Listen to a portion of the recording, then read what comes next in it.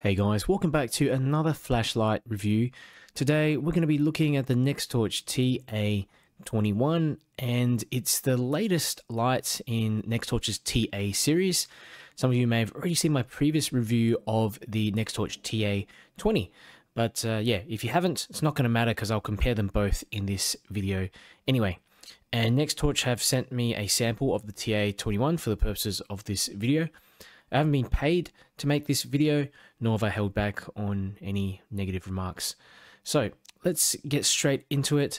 And you can see with the TA21, well, not just yet, but Nextorch have made some very interesting changes. So mainly there is a triple LED design here, and it's got a couple of white LEDs as well as a deep red LED in there, reflector, and yeah, a few other smaller tweaks as well, which I'll go through. But let's have a look at what you get in the box. So obviously you get the TA21 itself, and one thing I like that Nextorch have done is that they've included the FR ring in this setup. So with the TA20 you had to buy the ring separately, a little bit annoying if you needed to use it. You also get a 16340 cell. Look at this, it's a tiny little cell, 800 milliamp hours. It does come with a little USB-C charging port on there as well. You need to charge the cell outside. So this is the box that the TA21 comes in, and if you want you can pause the video and have a read of these specifications as well. A bit more information here on the back, especially down the base, and you can see here it takes CR123 cells as well. And here are the drop and water resistant specs, and also some throw specs, lumen specs there on the side as well. So inside the box you do get a few more accessories. So there's a USB-C charging cable. I've got hundreds of those, and we've got a little lanyard there as well, and you do get an instruction pamphlet. Now I almost never need to look at these instruction pamphlets with Nextorch flashlights because they're just so simple to use. Okay, so here is a side-by-side comparison right next to the Nextorch TA20, and the TA20 is a little bit taller, as you can see, probably like a couple millimeters taller, not by much. And you can see there's also a slight change to the design of the head. So this rotating switch there, it's just got like a smaller indentations on the side of the head. There's also a little bit more material I've noticed on the head. So all in all, the head just looks a bit chunkier on the TA21. And I mean, that makes sense given that there's 3 LEDs in there. It doesn't feel any heavier, but yeah, I do like that additional bit of material. And you can see as well, the TA20, the previous model, had this titanium bezel, which has been removed now on the TA21. This appears just to be made out of aluminium, with those 3 glass breaking beads on there as well. And another thing I did notice was in the duty mode, something that was a bit annoying, is that it would have a strobe mode built into the duty mode, whereas with the duty mode here with the TA21, it's just low, medium, high. So I really prefer that, as yeah, that strobe mode just catches you off guard, and if you want to use that strobe mode, you're probably best putting it in TAC mode anyway. The TA21 has some upgraded specs as well for the 2 LEDs, so the 2 white LEDs, so 1300 lumens versus 1000 lumens initially, and this I believe is an Osram P9, and of course you get that 3rd red LED in there as well, which I'll talk a bit more about later. Alright, here we go, a little close-up of the Nextorch TA21, and as always I'm just impressed with the quality, attention to detail that you get on Nextorch flashlights. I mean, even that ring Look at the quality of that ring and the, you know, the machining as well. And I really like that Nextorch build their lights to a specific standard rather than a price point. And their lights are used by law enforcement agencies across the world. So yeah, as you can see, the TA21, tiny little light, I mean, a little bit longer than my thumb, doesn't receive any different treatment. You know, it's great quality construction. There's no imperfections, no rough spots in the machining. And the light looks like it means business. It's got this military style design, I guess. And the head, you can see as well, is a little bit wider than the battery tube and the tail. Something I mentioned before, just probably to add a bit more heat sinking.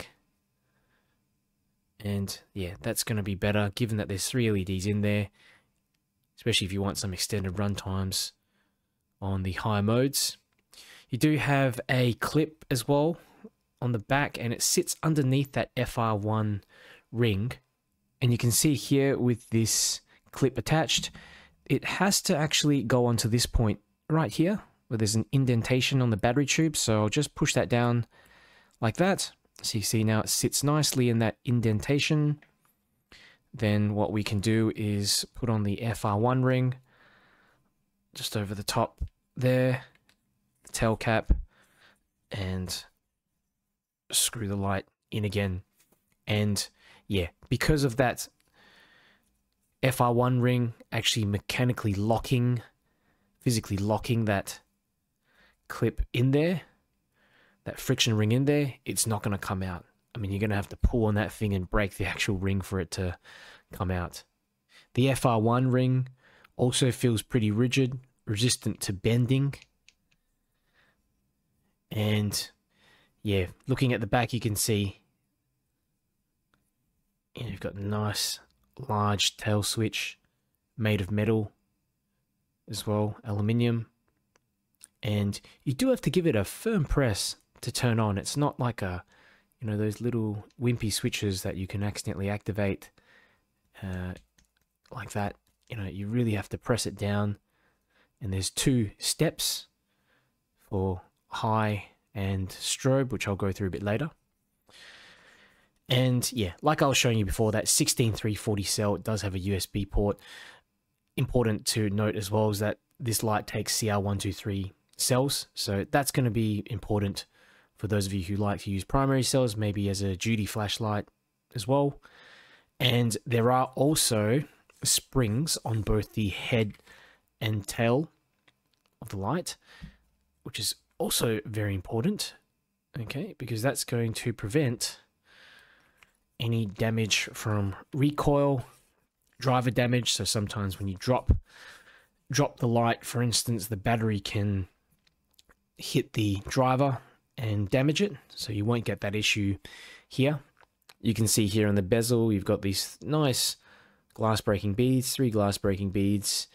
Nextorch haven't released the details of these LEDs in here.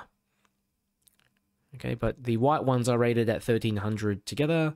The red one, I actually compared it to my 620 nanometer LED Lenser P6R Core QC, and it looks definitely more reddish compared to the LED Lenser. So I would say this is 660 nanometers. It's basically a deep red LED, and I prefer those compared to the 620 that look a little bit orangey. And you know, you've got that orange peel reflector design in there as well. Okay, so let's go through the UI, and normally I hold the light like this with the FR1 ring attached and operate the switch with my thumb, but just to show you these little positions here, but I just hold it like this. So we're in TAC mode at the moment, so half press you're going to get high, full press for a strobe mode. There's only 2 modes in there. When you switch over to duty mode, what you can do is that you can actually half press to switch between low, medium, high, and once you're ready you can kind of lock in that mode. Another thing you can do, you can just turn the light on and off, okay, and it always starts off in low, but then you can half press to go into those other modes.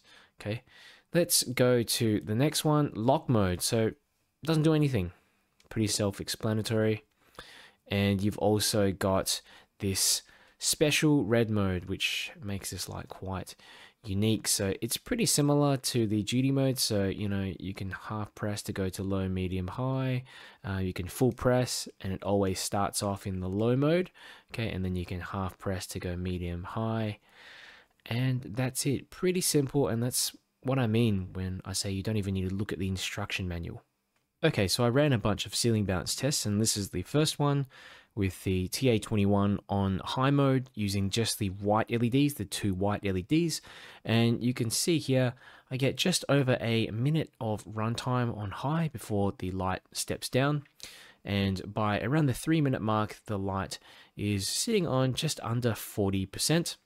By the 8-minute mark, you see a second step down, and it goes between 20 to 30% by the 8-minute mark. This is a second ceiling bounce test that I ran on the medium mode with the 2 white LEDs, and you can see here it starts off at 100% and slowly starts to trickle down. There's a couple of small step down points here at 5 minutes and just after the 10-minute point, but you know, throughout the duration of the test, the light remained between 90 to 100% of its output. I also ran 2 more ceiling bounce tests, and this is the first one with the red mode on high, and you can see quite a similar step down pattern here again. So yeah, about over a minute of runtime on the high mode with the red LED before it steps down.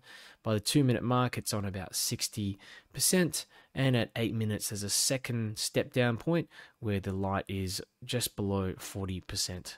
And another ceiling bounce test with the red mode on medium, and I didn't see any change here. It managed to hold the 100% output throughout the duration of the test. I also ran a bunch of tests on my Opal Lightmaster Pro, and you can see here on the high mode with the 2 white LEDs, managed to get 164 meters of throw. Pretty good considering both of these reflectors are so tiny, and CCT range from 5,700 to 5,800. CRI was between 66 to 68. You know, that's definitely expected given this is a tactical flashlight. It's not built for color recognition. You've got the red mode here and some throw figures which were quite impressive with the high mode, 35 meters. I mean, that's going to be more than enough for most indoor and even outdoor purposes. Medium mode, 15 meters. I thought the TA21 was surprisingly bright for its size, and you know, 300 lumens brighter than the TA20. That's still a significant improvement given that they haven't changed the design really all that much. It's the same size, but you get that additional output. I was worried that there would be a messy looking beam just due to the reflector design, but you know, quite relieved to see that both the red and white beam produces a nice floody beam, also with some decent throw. So some considerations: the low battery capacity of the 16340. Now that's something that came up in my last review, and I had a chat to Nextorch about it, and this light basically is designed as a backup duty light, and the ability to accept those CR123 primary cells is something that's prioritized in this light. And yeah, I know some of you do prefer 18350 cells, but they're not commonly found.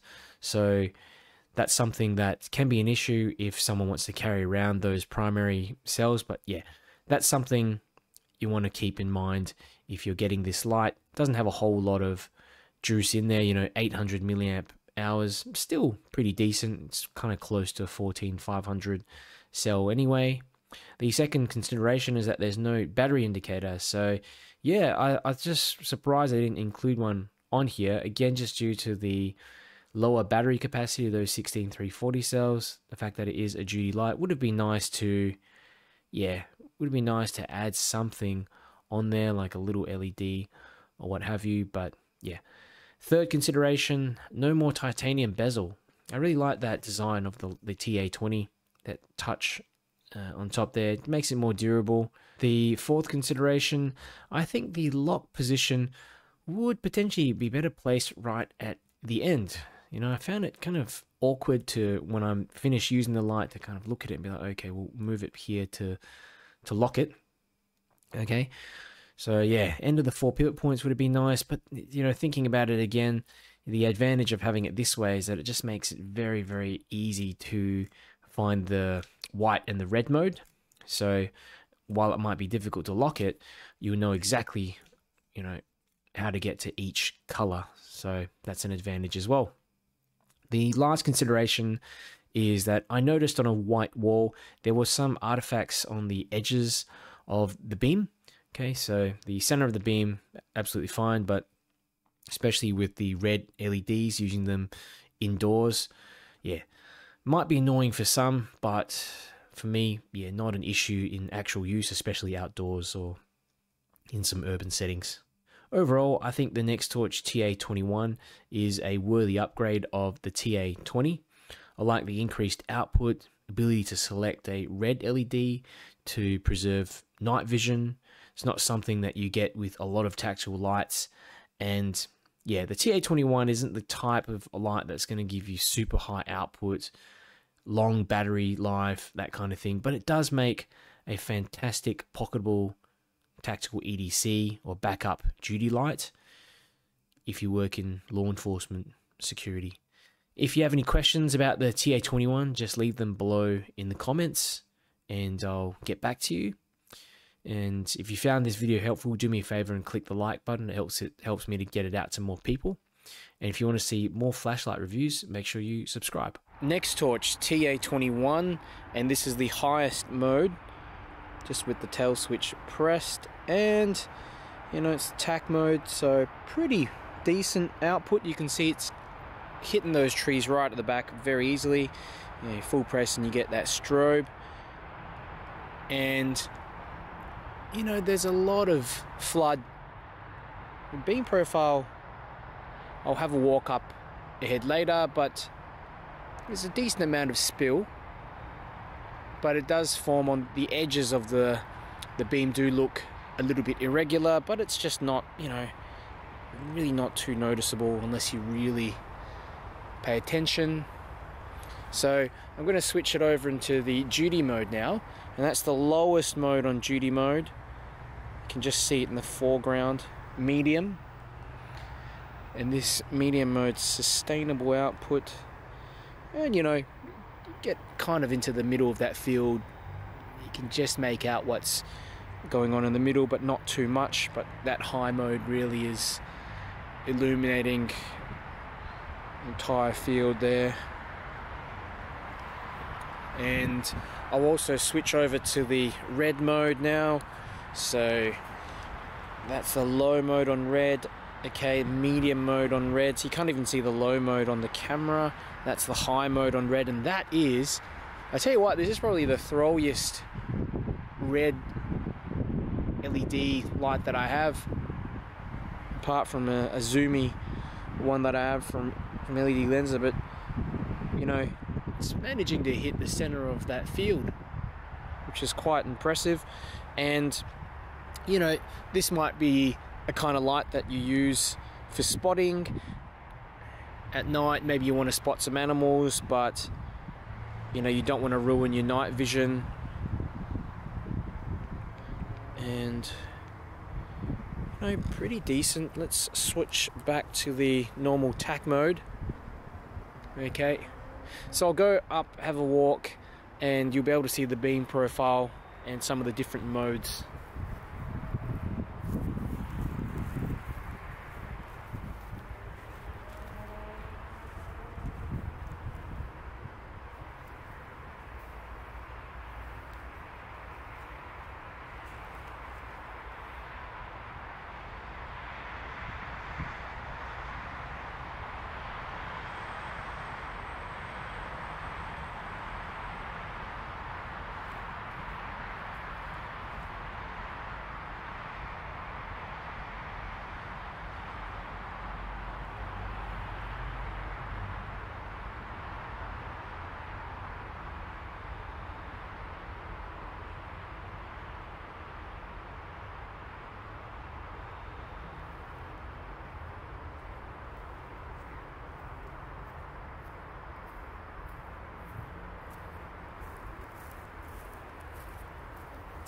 And what I've got here as well, I've got the TA20, which I'm going to show you on the left here. That's the TA20, and it's a previous model, and the TA21 here on the right. So what I might actually do is just put them both into the duty mode, and we can see kind of what their general performance is like that. There we go. So you can see the TA20 on the left, it's definitely throwier.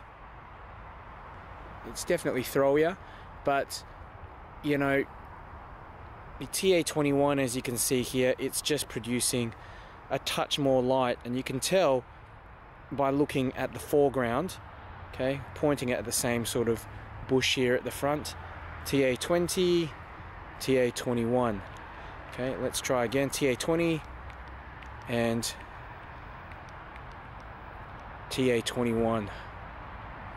TA20, 21. So, you know, much wider beam for the TA21, obviously, because there are smaller reflectors, though there are 2 LEDs in there. Would have been nice if it had a bit more throw, but you know what? Still a decent amount of range. It's hitting those trees at the back, and you can see both of these lights stepping down a little bit as well. I'll hold it here for a little longer to see what happens, but they're both performing fairly well. But the TA20, as you can see, it's just, you know, you just have much more throw at the back. Is more visibility at the back. You know, you can see that tree trunk, it's tinting that tree trunk there, whereas you don't really see much of that tinting effect with the TA21. But yeah, if you look at the amount of spill on the ground, that's the TA20, and here we have the TA21. So you definitely got, you know, a little bit more light from the TA21. It's not hugely noticeable. It's more the spread of the angle of the light. It's more into your peripherals if you compare them both. Well, I'm comparing them both anyway. It's hard to see from behind the camera, but yeah, there's just a wider spread of light in the foreground, so you do have more light into your peripherals. TA20 is just more, you know, focused on that hot spot. But now you can see both the lights have stepped down, and you know, there we go, TA20, TA21. Nextorch TA21. This is a short distance beam shot, TA21, and this is on the highest mode. Lots of spill, and I can move it also into now the duty mode, so low, medium. Medium mode still doing very well, and high. And that high mode's impressive. Let's go into the red mode now. So low, medium. Medium's enough to sort of see to those rocks right in front of me. Probably a couple of meters, 3 meters or so. And that's the high mode. Wow. It's just so impressive how far the red LED throws, considering, I mean, it's just a tiny reflector in there. Look at that. That's pretty cool. And I could definitely see myself using this at night. You know, it feels much more easy on the eyes. If we swap back into the tactical mode, okay, I'm going to compare this with the TA20. So the TA20 to the left, and to the right the TA21, so TA20 and 21. Okay, so you're definitely getting more throw with the TA20 compared to the TA21, but overall I would say you're getting more light, more spill with the TA21. With a nice larger hotspot. I mean, I'd get the TA20 if you just wanted extra throw. You don't mind the red you know, not fussed about having a red mode on there, and you know, less spill, because it does outperform, as you can see, in terms of throw. Okay, swapping them, just pointing it at the same place, you can see the difference. So, yep.